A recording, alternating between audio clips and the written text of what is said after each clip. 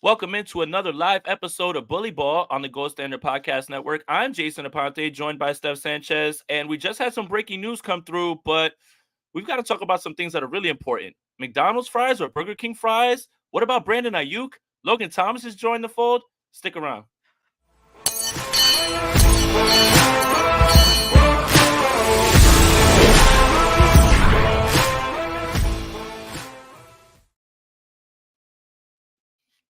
I'm Jason Aponte. That's Steph Sanchez. Steph, I have to say, before I ask you how you're doing, I have to say your hair looks great today. I don't care, Oh, despite your thanks, early man. your early thoughts and everything about it before we got on, but I think your hair looks great. Thanks, man. One day removed from washing it. That will be in the hair tutorial. Like it always looks better the second day. So yeah, man. What about you? So What's I going on? Hey, no. I told you, my barber, he took unauthorized PTO. I don't understand. We used to be a proper Unauthorized. society. Yeah, it's unauthorized. You have to run it by me. So yeah, that's I'm wearing a hat of a pretty good baseball team. I think they're doing all right. He he he. But the breaking news is there. You see it on the bottom. But I have to ask you, Will Compton, who I love, been very nice to me anytime I've ever met him. I think I enjoy busting with the boys with him and Taylor Lewan. He sends out a tweet today and says that Burger King fries are better than McDonald's fries. Steph, I want to know what on earth is he talking about, and how did we ever get to this conclusion? Because that's absolutely categorically false. It is 100% false. And dude, so I used to love Burger King a lot, and I think their fries are pretty good. It's not that they're bad, it's really not. In fact, they remind me of fries you can get at a lot of like independent restaurants and things like that. They're really crispy. I like that. They're fried, but like exceptionally fried, right? McDonald's, on the other hand, it's a flavor, it's a texture you can't get anywhere else. And so for that reason, McDonald's fries are superior than anything else. In fact, I was just mentioning to you and Rob before we went live that once I ordered an In-N-Out burger, went ahead to the McDonald's drive-through and got myself McDonald's fries to complement the burger. You know why? Because McDonald's fries are superior. I don't have anything to say about In and Out because I don't feel like infuriating our fan base over and over. I It's not think worth it. I did a bad job this weekend. A lot of people were very upset with me for just over a baseball game, which necessarily doesn't matter. But I am not going to say anything about In and Out. And when McDonald's fries are when they're fresh, brand new, crispy, they cannot be beat. I don't want to talk about it anymore. Will Compton, love you, buddy, but that's an awful take. All right, here it is, Steph. Christian McCaffrey, new contract. Was speculated that he was missing OTAs because of his wedding planning. Turns out it might have been about the contract as he had zero guaranteed dollars. I want to say real quick, it sounds like from this, the 49ers have opened up cap space for the next 4 years. And this would imply that Christian McCaffrey's deal is not just good for Christian McCaffrey and the 49ers, might be good for Brandon Aiyuk as well, too. What do you think, Steph?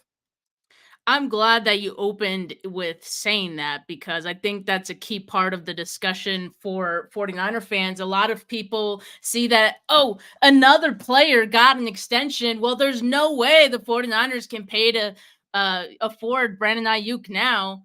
You thought wrong, Bucko. Look, I mean, if you look at his base salary for 2024, it's 1.21 million.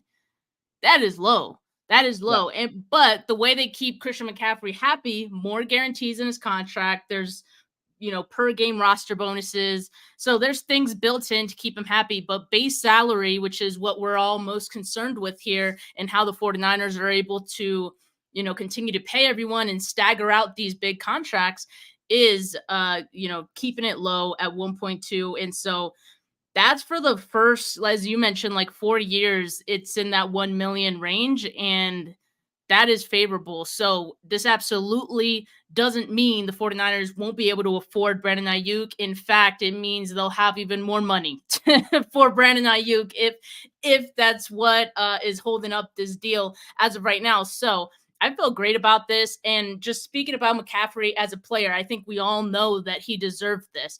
One, look, we knew that he was already the highest paid running back in the league. That was already deserved. But we also know he's way more than just a running back, especially for this 49ers team. You look at his production, what he's able to do compared to some of the other guys on this team, compared to some other guys that have gotten extensions. And yes, we can do the whole comparison of, the positional value and things like that. But if we're just talking about straight up value, Christian McCaffrey is one of the most valuable guys on this team, if not the most valuable guy on the team, coming off his Offensive Player of the Year season. He's absolutely worth what he got, more guarantees. Happy for him. This is a year to remember for Christian McCaffrey. I mean, he's getting married soon. Not the reason, of course, that he wasn't present, but he got his money now too. So this is definitely deserved. Happy for him. Yeah, and again, it's important to, when you see the number, to wait for the details always, right? And I think that's a lesson that we've learned over and over with Devonta Smith, with the Amon-Ra St. Brown, and you say, oh, it was this amount of money. Oh no, what does this mean for Brandon Aiyuk? And then you read, it's all the sweet spot. So today's June 4th, and June 2nd was the day that Eric Armstead's money was coming apart. And that's a landmark date. We kept talking about it over and over. There's going to be more money that's going to be available. And obviously, as we ramp up, get closer to training camp, the 49ers, I guess, pattern is to get this done closer and closer to training camp. But then you make this move for Christian McCaffrey. Not only does it benefit him because it rewards him for what they've gotten, which, by the way, I am on record. The Christian McCaffrey trade is a top 3 trade in 49ers history. Might be top 1 by the time it's done if the 49ers can finish the job while he's here. But this deal not only rewards the player for what he's done, be extremely durable, score all the touchdowns, be the person on offense that carries the gravity and has all this attention on him and sees the field. And I always say his skill set and Kyle's scheme is like a perfect marriage. And this is what you're getting. We always knew that people could run the football, but when you see someone who's this good, this is what you get from it. And you get someone as reliable as Christian. But now we know all these things, and now it still puts the 49ers in a spot where they can get this Brandon Aiyuk thing done. It's only him now. It's only him that won't be there. And by the way, he did not report. I don't think anybody would have expected him to report. The fine sum is $100,000, just above that. I think that's pocket change, and I think there's a way that they'll be able to get it back to him, after that. But we have to always hold back our judgment right away when we see a deal, because I saw a lot of, well, Brandon Aiyuk's got to be pissed, and well, that's not Aiyuk. Well, this is a move in accordance, in tandem with this Brandon Aiyuk thing. And it's hard to bet against the 49ers cap situation, right? Because they just find ways, right? Whether it's restructures, whether it's staggering the contract. But I love this because it is them rewarding the most important player on their offense, in my opinion. I mean, obviously besides Brock Purdy, and also it's setting the stage for what we thought was going to happen, and what we predicted is that they will get this Brandon Aiyuk thing done. Now, that number probably went up a little because of Justin Jefferson, so I guess that's a good way to pivot. But congrats to Christian McCaffrey. Well-deserved, and he will be a 49er for the foreseeable future. I think that's something that's really cool. Yeah, absolutely. He signed till 2027, I believe now, right? Yep. So, and I think at that point he'll be about like 31. So yeah, it's very possible he ends his career with the 49ers. And yeah, as Jay said, hopefully that involves a Super Bowl ring at some point within those years. But yeah, to go to the Justin Jefferson contract and how that may impact Brandon Aiyuk. Now, you seem to believe that raises the price for Brandon Aiyuk. I don't know if I necessarily believe that. I think it will, but I don't think. I mean, I don't think it'll be as much as people think. Because I mean, obviously, Justin Jefferson is in his own stratosphere. I think the more comparable player in terms of if you're just looking at stats was a Jalen Waddle contract, right? And so I think somewhere in between, maybe what Amon-Ra St. Brown got and then what Jalen Waddle got is probably going to be the Brandon Aiyuk range. And I would say that's pretty reasonable just based on, all the other contracts that we've seen. Now the 49ers have a large, I guess, sample size of other contracts to kind of just, reference in these final negotiations now. So that's the one benefit, I guess, of waiting this long, is you kind of have all of this information now and you can kind of use that towards Aiyuk's deal. But there's also some drawbacks too, in which it could raise the price just a little bit for Brandon Aiyuk. Now, do you seem to think that it'll be the average per year that Brandon Aiyuk will kind of want to push a little bit more towards the Justin Jefferson range or the Amon-Ra St. Brown range, or would he be more focused on guarantees? Because I know like sometimes it depends on the player or the agent. Like they'll care more about one thing than the other. We know the most important thing is always guarantees, and it feels like players are starting to catch up to like finally realizing that and going towards that. But how do you think it'll impact Ayuk's deal? Well, I don't think that it really does. I didn't mean to allude that I believe that that's raising that. I do. If you're talking average annual value, if you're talking that, then I think that goes up a little bit more. It's probably going to get in that $30 million range. But I've said this before, and I mean this wholeheartedly. I'll stand 10 toes on this. I don't think Brandon Aiyuk ever believed that he was in the Justin Jefferson category. Again, Justin Jefferson is in a tier by himself. Okay, I think it didn't take anyone with insider information to know that he was going to get the highest contract that a non-quarterback has ever gotten. And that's exactly what he got. And again, the next person will get the highest. Then the next person will get the highest. It was never anything that you needed insider info to say Justin Jefferson is about to be paid more than anybody else. But Brandon Aiyuk's not looking at Justin Jefferson and saying, oh, well, I want that. I know there's a 49ers podcast. Brandon Aiyuk is not Justin Jefferson. It's not. Like, he's just not. And I that's as far as I'll go talking about that. But probably puts them in that 28 to 30 range. We've been saying that range the entire time. Like when Devonta Smith comes out, I'm like, that's closer to the tier. That's, that's a little, we're going to find out what goes on with CeeDee Lamb. But again, I don't think he believes he's going to get CeeDee Lamb money. And I don't think that that's something that is really on the table myself at all. So for me, it's just right now, it's just 28 to 30, like it's always been. Maybe there's a way to bump that up. But again, staggering the contract, how much it's going to be. Remember, he's playing on the 5th year, so it technically wouldn't go through until the next year after that. And again, that'll give them some cap space also because they probably intend to roll that over for Brock Purdy next year. But I never really thought that the Justin Jefferson thing changes anything because I just never thought that was the comp. And that's not to say that Brandon Aiyuk isn't good. It's just how my respect for Justin Jefferson, who right now in the first early stages of his career is doing things that nobody's ever done at the position, statistically. So let me get to this super chat. King Crazy says, I can tell you the Irish faithful just breathe a big sigh of relief over here. We're made up with this news. CMC for 4 more years. Get in. So to kind of put a bow on the Brandon Aiyuk and Justin Jefferson thing, is this just tweeted? Jed York, do you ever have a premonition that you'll be sending out a tweet later in the day thanking and congratulating someone for a job well done? It's a great feeling. Oh, that's about Christian McCaffrey, right? It has to be, right? So he said that 10 minutes ago. Yeah. He did. And this is his actual account. That seems a little... I mean, the McCaffrey news came out at roughly 1:30 Eastern, 1:23 Eastern. This came out almost an hour after that. So if it was about McCaffrey, wouldn't he just tweet out, hey, congratulations, Christian McCaffrey? So maybe this isn't about CMC. Maybe it is about Aiyuk. It would be really funny if the 49ers signed Christian McCaffrey, have this outward panic that now it's not Brandon Aiyuk that's going to get a deal. And then literally hours later, Brandon Aiyuk gets signed and we end all this in the same day during mandatory minicamp. And then there's nothing to complain about anymore. Like, wouldn't that be so 49ers Twitter to go all the way over the top and then have something like this happen if it does? I really hope something like that did happen just to, prove to everyone that, see, you were panicking for nothing.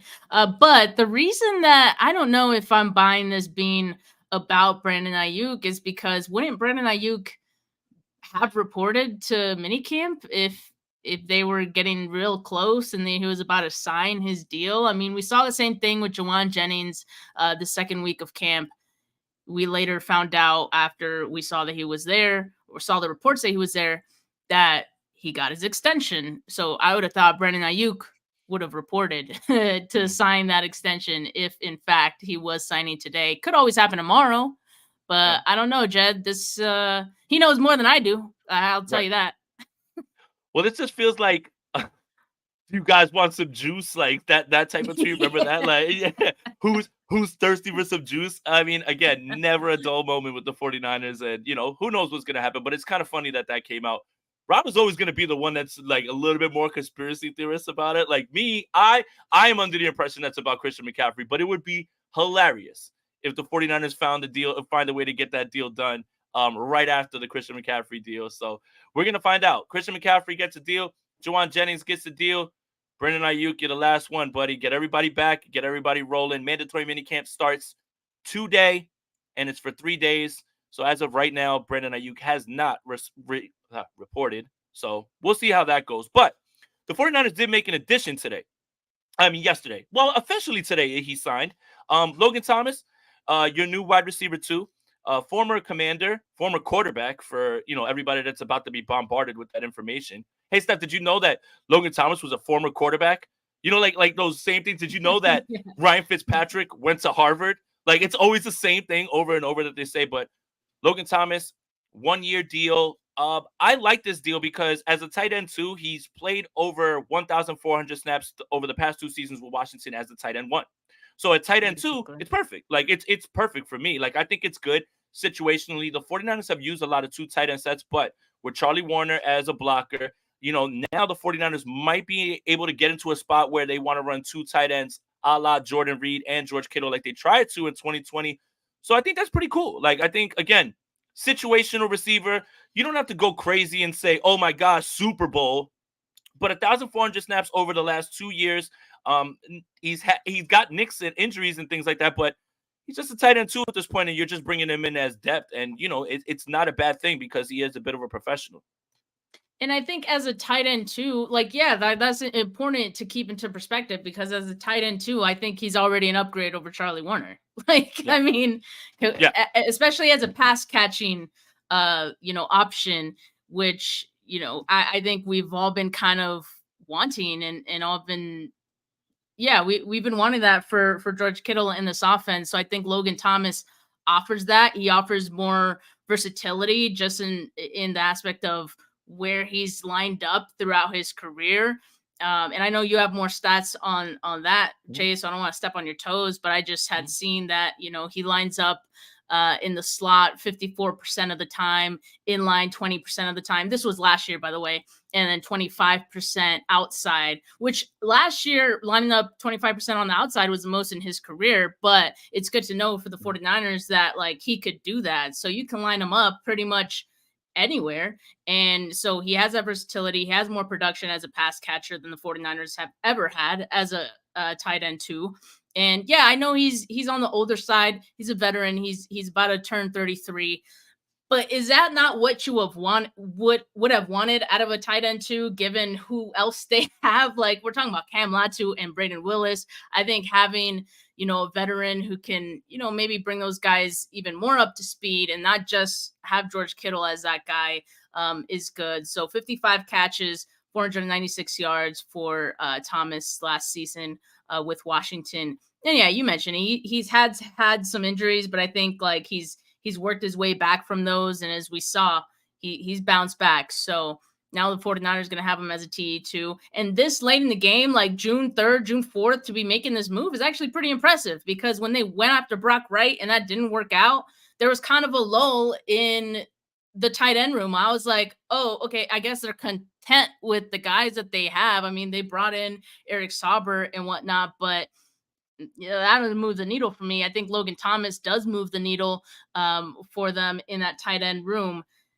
The question is, what does this mean now for a guy like Cam Latu, who we haven't seen enough of? But he's cooked. He's cooked. Look at me. He's cooked. He's cooked. Okay, real quick, I'm going to get you to some Logan Thomas stuff. 75% of his targets are in the short, intermediate, 0 to 9 yards. That's 57 of his targets, 178 yards of yak. 351 of his yards were in those situations. But Ross Dwelly's not walking in to save you, pal, right? Like, he's not going to save your room. But Kyle Shanahan was asked about Cam Latu, and they said, oh, is he the tight end too? He goes, no, he's actually got to get on the field. No. Like, literally just no. Like, not could be, oh, I want to see. No. Then you flirt with Brock Wright. Then you flirt with, you bring in Seibert, right? And then we got a report today, or yesterday, if I'm not mistaken, from Eric Branch, that Ben Sinnott was the 49ers target. That is 3 different guys that you flirted with, and then you bring in Logan Thomas to be the 4th, Cam Latu, you are cooked. That is an awful draft pick right now if that's how you feel about this guy right now. I don't know if you can sit around and wait for him to get a little bit better, but my God, you are not showing confidence in this kid at all with all the flirting with everyone else. Don't listen to me. Listen to what the 49ers are doing and look at who they keep talking about and bringing in. The tight end 2 has been a point for the 49ers to upgrade, and it doesn't feel like they have it in the building. And if it does, if it is somebody in the building, feels like it's Braden Willis, who actually played last year, who has a head start over Cam Latu. He's got an uphill battle to climb. I mean, Latu hasn't even been participating. I think he's been there, but not participating, still hurt, still working back from his injury. I don't know if he had a setback or anything, but obviously we know how important this second year in this offseason was going to be for someone like Cam Latu, who was already like hanging on by a thread, I'd say, after last year's offseason. And reportedly, like, I guess like Brian Fleury spoke with Jennifer Lee Chan, and she said that like Cam Latu, or he said Cam Latu put a lot on himself last year, and it was a lot of pressure because of where he got picked. Well, that's kind of the 49ers' fault as well, because yes, we know 100%. The 49ers like overdrafted Cam Latu, and you could talk about the projections they had for him and how good they felt about him, but let's face it, he was raw. And you know, the fact that his rookie season was going to be that year to maybe redshirt. He would have probably redshirted the year anyway, but if more as like maybe a practice squad player or more just like as a backup and learning behind the scenes. But the fact that he got hurt really just didn't allow him to do that. And he's still hurt. So it is kind of feeling like the Trey Lance of tight end picks for the 49ers, just not a good look. That's why I continue to praise this year's 49ers draft class, just because like these guys are ready. They're not raw. They don't need to develop, at least most of these guys. So on the other hand, guys like Cam Latu and picks like that hurting the 49ers today, where you see them trying to scrambling for other options. And so Logan Thomas in that regard, I think is a pretty good option this late in the game, I'd say. This headline is diabolical, Rob. Steph says Cam Latu is the Trey Lance of tight end picks by the 49ers. Not the T word. Didn't we make it like that? We not the T word. Didn't we say that we were not good? Now Trey Lance has turned into he who shall not be named anymore. I don't want to say his name anymore. Like I really don't, man. He's a Dallas Cowboy, man. I don't care. But yeah, it's just look at the moves, right? Could be health related, could just be that the development's not there. It could be all of those things, but it has certainly seemed that like the 49ers are just kind of done with him, and they've shown that they'll pull the plug on any player like very early, right? Like if they just don't like it, like they're not going to sit around and magically wait for you to develop or hope and pray. Like if there's a little bit of like, yo, if you have it, you have it. Like, and if you don't, you know, they'll move off you, man. Which is crazy because they had to have known who and what he was like when they drafted him. So it just feels like irresponsible drafting. But I digress. I mean, like, yeah, that's a whole nother topic. Yeah. But Logan Thomas, 33-year-old acquisition, 1-year deal, 49ers Super Bowl 20-0 confirmed. And that was the last piece. So if you want some sensational stuff, no, I think signing, and it's good for depth. And again, you know, if George Kittle misses a game, you feel okay with him being out there, you know, like in a capacity of just remember, situational pass catcher. Don't worry about blocking, not your business. And that's not what we brought you here for. You didn't bring Jordan Reed here for that. You thought of the possibilities of putting defenses in a blender, putting those two guys out there, spreading the offense out. It does at least give me this, and I want to pass this one to you. You know, you see the way the 49ers have drafted. You see the trust level in Brock. You know that they're about to pay him. It just, again, like, are they turning this thing into a little bit more of a pass-heavy offense and just trusting Brock and throwing the football, you know, just a little bit more because they trust him? And, you know, you get these separators in the draft, and you already have Brandon, you know, you signed Brandon Aiyuk, hopefully. You know, obviously Debo is who he is. Christian McCaffrey's great out the backfield. Like, a little bit of this feels like, yeah, you know what? The 49ers do want to break out of the norm, run a little bit more two tight end set with pass catchers. I think, again, and this is what Mike Silver says, very short version of where things stand with the 49ers and their receivers. They drafted Pierce on the first round. big part of the present and future. If Aiyuk ends up taking their best offer, Debo will be gone after 2024. If Aiyuk doesn't take their best offer and presumably plays on his 5th-year option, it's Hunger Games between him and Debo to say who stays beyond 2024. And 4, there's a chance Aiyuk or Debo could be traded between now and the November deadline if the offer is good enough and or if things have devolved with Aiyuk. Whoa, This that is part. crazy. That last This one. This is crazy. Never a dull moment with the 49ers, as you know, we always repeat on this show.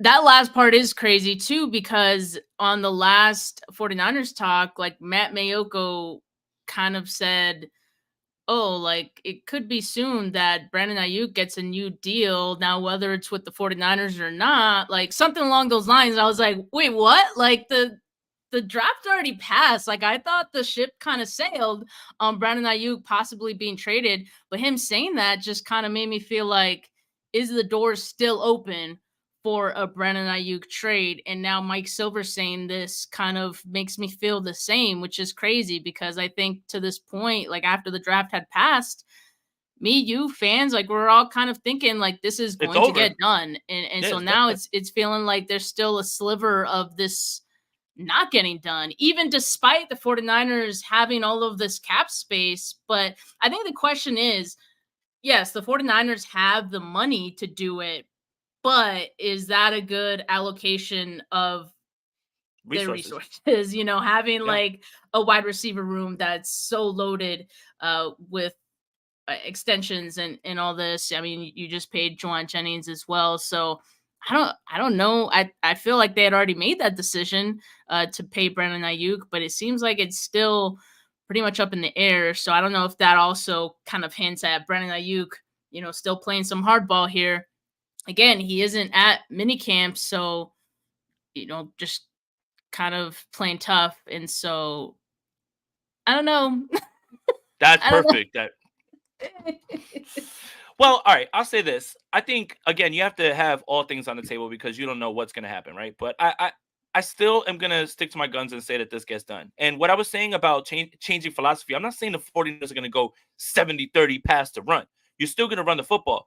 But how do you extend Christian McCaffrey's longevity? You don't keep killing him with the football and running it with him. You can have him as a receiver, and that could be a little bit more beneficial so you can get more bang for your buck as you go along because Christian McCaffrey is still so good out there. So when I say that a little bit more pass heavy, I'm not talking 75-35, you know, because it's like right now it's like 55-45. What if it's 50-50? What if it's just a small increase, right? Like it's not just going to turn into this whole air it out thing, but it's about maybe you can start to do more things on first down and throw a little bit more. Like it's just little stuff like that. Like I didn't mean for it to be 80-20, like, and they just start turning into a team that never runs. I don't think that's ever going to be possible. And I understand that you just paid Christian McCaffrey, but if you want to make sure Christian McCaffrey makes it through all 4 years, why wouldn't you put him in a spot where he would catch more passes? And maybe if you're losing someone like Debo, you don't have that overlapping kind of talent where you can use him as that, right? Like you can use him as that wide back, right? For Debo.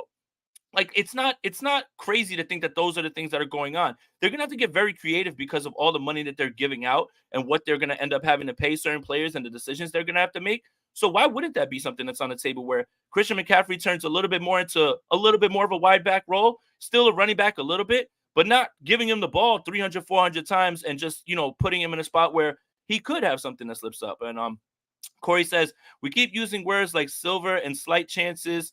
BA doesn't get the deal done. How do we know there could be silver and slight chance it does? Oh, a sliver. I can't read. Words are hard. Sliver and slight. There could be sliver or slight chance it does. Well, yeah. I mean, look, it's a 50-50 thing. Either Brandon Aiyuk's going to be a 49er or he's not. You know, I think where it's coming from is a little bit what we're reacting to because Mike Silver has done pretty good. I mean, nobody shoots 100% from the field, but he does know, you know, certain things, and he's been pretty good. So, yeah, I mean, just reading what he said, not freaking out. I still believe this thing gets done. I still believe that it's hard for me to see them coming off of Debo now because you would be if this is like the core's last chance, right? Because there's going to be decisions that have to be made. And Debo's real money doesn't come off, like the money doesn't open up if you move him until next year, right? you're gonna knock back your offense and then not really get too much cap and then get picks that won't be able to be used this year. That's where I just have a hard time not understanding it, because when you do it at the draft, you get a chance to restock right away. That's the whole idea of it. After that, you're gonna get a pick next year for it. Like, and then you're gonna knock your offense back when you're still not paying Brock, and then next year is when Debo's number like really is the dead money number that is really gonna open things up. I just have a hard time with that from a salary cap standpoint, and probably just a logical standpoint if this team is ready to compete again for a Super Bowl, because no matter what you think about what Debo's going to be paid and what's going to happen, still a very good football player, and he's still kind of what makes the straw that stirs the drink at times for this team, because when he's not in there, you see the offense change a lot. And I still think that's in a worst case scenario, right? That they would consider trading Brandon Aiyuk post draft in June, like mid season. I just think it's interesting that those guys mentioned it, but I still think within what they mentioned, it's unlikely, right? So yeah, there's still a lot of time for this to get done. So I'm not losing out hope. I just think it's clear that both sides, as of right now, are sticking to their guns, which is expected in negotiations like this. This isn't the first time that the 49ers have been in some tough negotiations and it's gone down to the wire. But yeah, I still believe they're going to chip away at it. The 49ers having more money certainly, gives them the flexibility to continue to negotiate with Aiyuk and meet his demands. But yeah, I mean, we know the 49ers have the leverage here because, as Mike Silver said, it can go into a Hunger Games type battle between Aiyuk and Deebo Samuel into the season, which might be a good thing for the 49ers in the sense that you have two guys who are like, going 100% like all season. But in the locker room, that could add some rifts. And I mean, maybe you don't want that in a season where this is probably your last best shot with this core at getting a Super Bowl. Yeah, and Rob, pull back up that list so we can talk about it. So Nick Wagner showed who did not report today at minicamp: Brandon Aiyuk, Nick Bosa, Trent Williams, Diamador Lenore, Ambry Thomas, Jair Brown, Rocky Yassin, Dre Greenlaw, Jake Brendel, all not present today at mandatory minicamp, not voluntary minicamp, mandatory minicamp. That's it's a long list. I wanna add with that though that just because the media didn't see them doesn't mean they could not just there. be in the building. They could just be in the building. Correct. Exactly, Yeah, because sure. some of these names, like, they've been at OTAs. I would feel a little weird if they wouldn't just not show up to minicamp, especially when they're at risk of getting fines too. The only person where that makes sense is Brandon Aiyuk. Trent, I don't know. Does Trent want more money too? Damn, like. No, I'm just speculating. I'm just joking. That's not. Ambry Thomas is holding out for a new contract. I'm not. Don't repeat sorry. that. I'm not. I'm sorry. That's so messed up. I didn't mean to do that. That was low hanging fruit right there. All right. Corey says, what I meant was that maybe it's more likely that it doesn't. Of all recent contracts, Kittle, Debo, Warner, Bosa, this one feels the least likely for sure. I didn't want to get that mixed up at all. But yeah, again, it does feel like this. It does feel like any Brandon Aiyuk extension would have a Deebo Samuel move next year to help pay for Brandon Aiyuk, right? Like, doesn't it feel like that? It's one is with the other. So it's going to be interesting to see how it plays out. I still believe that Brandon Aiyuk gets this done. And Dazza, thank you for the donation, man. You guys are killing it today. It's great that we're extending our players, but where have we improved over last year? Middle of the defense, both defensive line and LB is a concern. I think the wide receiver room is the best that it's ever been under Kyle Shanahan with and I haven't even seen Ricky Pearsall or Jacob Cowan take a snap yet. They're deeper than ever. We don't have to sit there and hope that Willie Snead's gonna save us, right? God, that was a low blow too. What's going on with me? Also, the cornerback room is way better, like in the sense that it's way deeper. If there's any injuries, that's another position where you're not going to feel too bad about whoever has to step in. You're not calling people coming off of a cruise, to come. Now Logan Ryan. Which, he played safety, here? So, but still, point still stands. You don't want to be signing dudes off the street, late in the season. Right now, with the group that that they have. I think they could roll with it, even if there are some injuries in that group. So I'd say they improved at corner, which in turn could improve the defensive line and linebackers, just a flip of what we are used to. Right. So, yeah, I think it's definitely wide receiver. And Nick says, if it's a deal with the Steelers, what would it even be? Probably a second and a third, something like that. Which Now, Jay, do you think that just because of like it's after the draft? Because like I know they were trying to get a first for Aiyuk during the draft, but you think like now that has passed, they kind of have to settle for a little bit less? you know what's funny is I don't think that we've ever seen the 49ers just settle for something, right? And it's like Jimmy Garoppolo's running around in the background and you're trying to trade him, but you're not getting the value for him. We're just gonna let him run around. Like, we're not just gonna give him away. Like, they talk about that. You don't give away good football players. I don't know if the 49ers are just gonna say, I throw my hands up, we'll just take whatever for Brandon Aiyuk. So that's where this can kind of get a little hairy, right? Like, who digs in? What happens? Do you play on your fifth-year option? Do we franchise tag you next year? All of those things are like the part where this feels particularly different than the Deebo Samuel situation, who it wasn't the same thing. Like, no fifth-year option, and he wanted to get paid. And that's what feels different about this, because the 49ers, if they don't want to blink, will say, get out there, and then next year, exclusive franchise tag, so you can't even talk to anybody else about signing. And then that's the part where I have a hard time believing that they're just going to say, well, just get him out of here. Like, it would have to be Brandon Aiyuk turns into this huge malcontent, someone who's just disrupting everything, and I do not foresee that at all. So I don't think that, right? Like, I don't think that the 49ers are just going to say, well, God, we'll just take a 4th or 5th round pick, right? Like, and just go. Like, I don't think they're going to do that, because they've shown that they'll dig in, and they don't care about, like, hey, if you want to hang around, we're not going to give you away because we want to get what we think we should get for you. Yeah, and the Steelers media and fan base is still very persistent in believing that they're going to be getting Brandon Aiyuk, and it's led by Jarrett Bailey. It's all Jarrett Bailey. Daza says, and we could have had DeJuan Jones instead of Latu. We could have had DeJuan Jones instead of Jake Moody. Bam! I'm on fire today. Bam! Dude. Oh man. All right, sorry. Yeah. What? Hey, I'm on fire today, Ariel. Keep away, man. I got the jokes. They're coming out fast, man. Either way, I still think this Brandon Aiyuk thing is done. But again, congratulations, Christian McCaffrey. I don't think that you have to be overly concerned about somebody who didn't make mandatory minicamp today. I don't think we expanded Brandon Aiyuk there. We do know that Jake Brendel and Dre Greenlaw are dealing with injuries, so obviously they wouldn't be there. The ones that a little bit are strange is like Jair Brown, Demo, like, what's going on with them? Are they just there? Are they hurt? I think we'll find out more details. So again, only day one, but never a dull moment here at 49er land. But let me ask you this. So mandatory minicamp starts today. What are some of the things you want to hear? Like, you're really tired. Like, all right, for me, I don't want to hear about what Nick Bosa's doing. I don't want to hear about what Trent's doing. No? I don't care. They're fine. They're fine.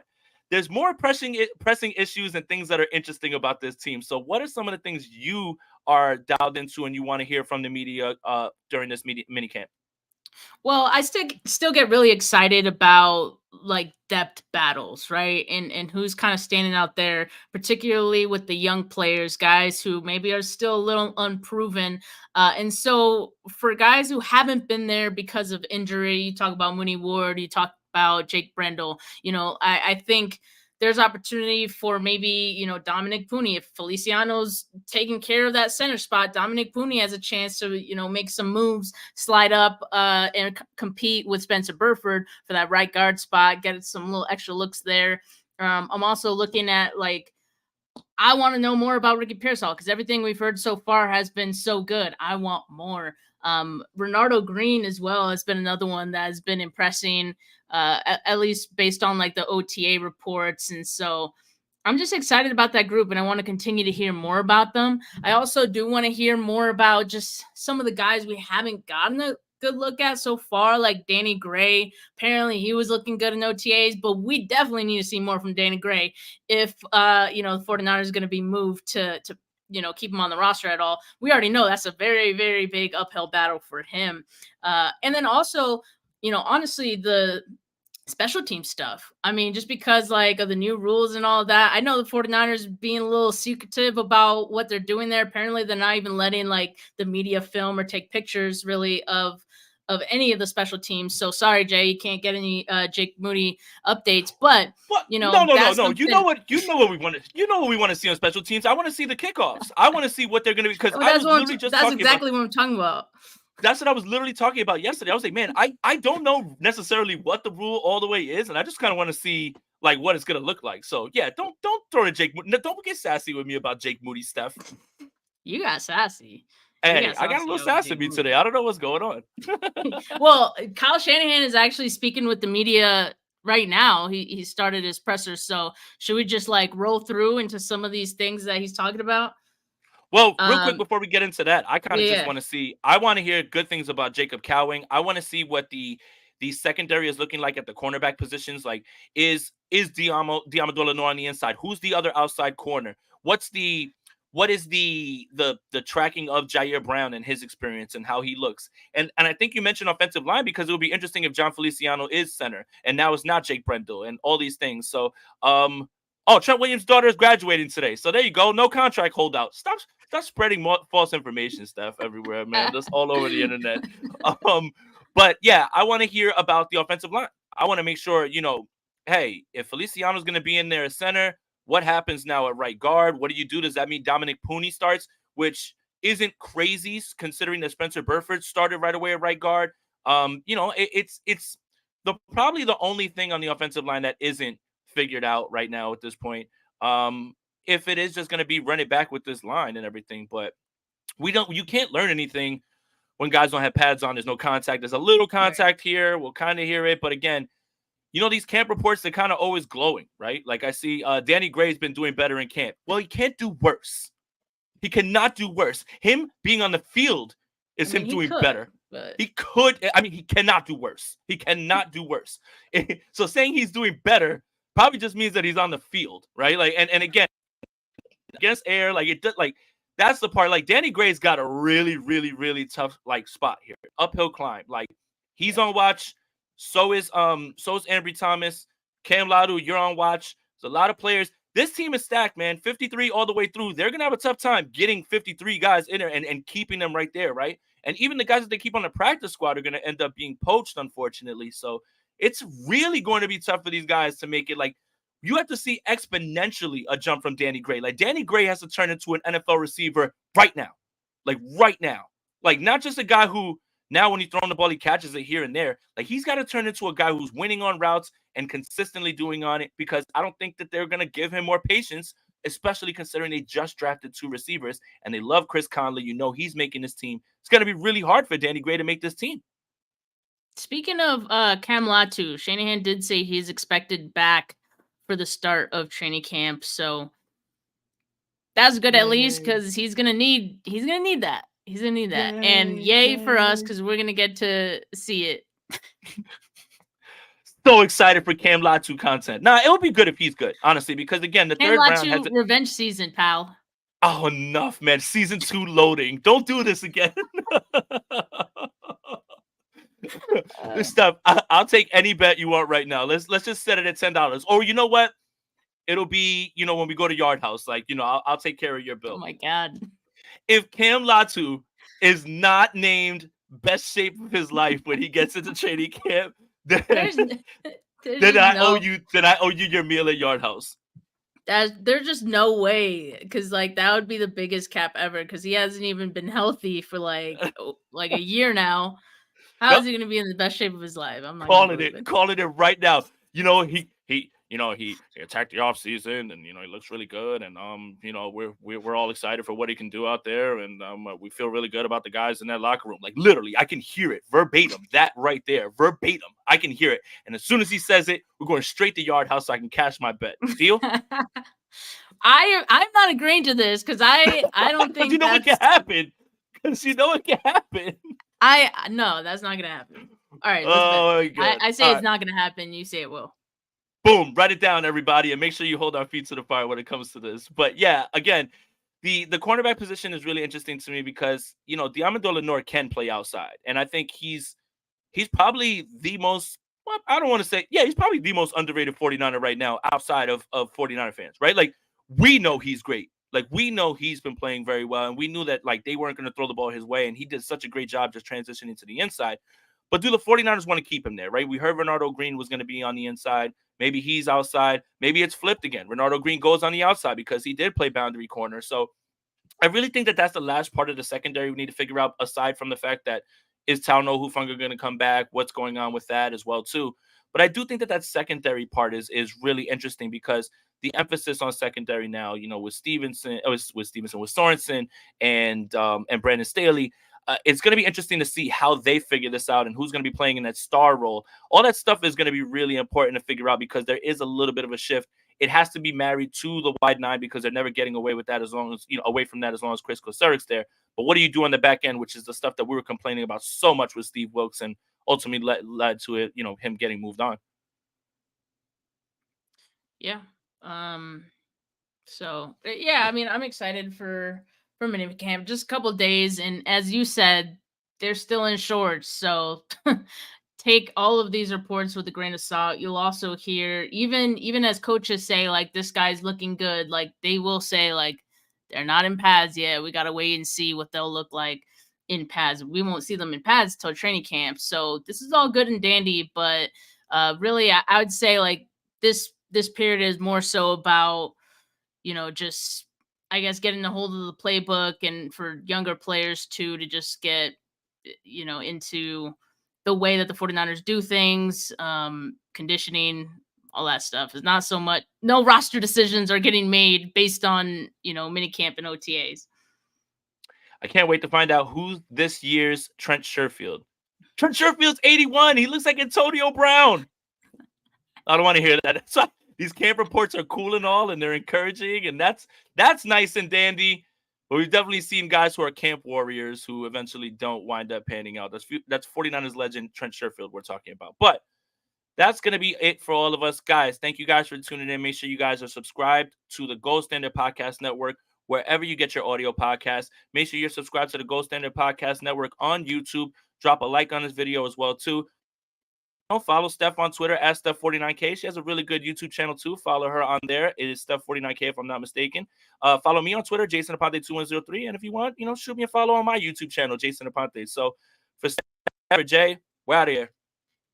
Peace. Podcast is in the best shape of its life.